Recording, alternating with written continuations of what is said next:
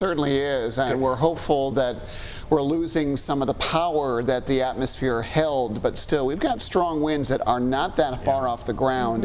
And when you talk about the upward and downward motion that thunderstorms can bring, it doesn't take much of a wind gust coming out of a storm like that to bring some of those stronger winds to the ground, and that's why wind damage could be an issue. I'm surprised, considering the number of reports we had of tornadoes and how spread out they are, that we didn't have more reports of injuries or even fatalities yesterday. More than 24 tornadoes were reported, not confirmed as of yet. The National Weather Service offices and local EMS people certainly have a lot of work to do the next couple days, especially when you factor in how many reports of just general wind damage there were yesterday, some of which could have been caused by tornadoes. Over 220 individual reports have come in so far.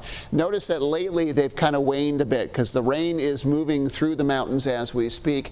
We've had very few reports lately as we're moving into what is typically the more stable part of day today. So a marginal risk, at least in the short term, for the mountains and for the foothills. We could see a few strong wind gusts. As temperatures start to heat up, as the instability builds a little bit, you get more upward and downward motion that we were just talking about. That tends to lend to more wind damage with more energy available, and so we've been upgraded to a level 2 or slight risk for severe weather today, mostly for damaging winds. There's still a possibility that we could spin up a brief tornado, but the chances for this are fairly low, and based on how the atmosphere is shaping up, as long as it doesn't get too unstable for us, I think our risk level is going to be just slightly lower than it was last week, and a little bit higher for those wind damage possibilities.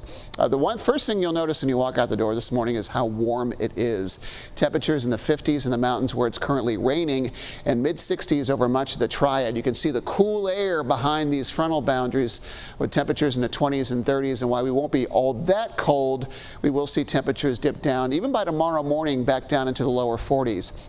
So a big jump in temperature this morning by about 25 to 35 degrees warmer than we were 24 hours ago. We'll be close to 70 in the afternoon. As we start to come out of some of that cloud cover, I think temperatures will spike.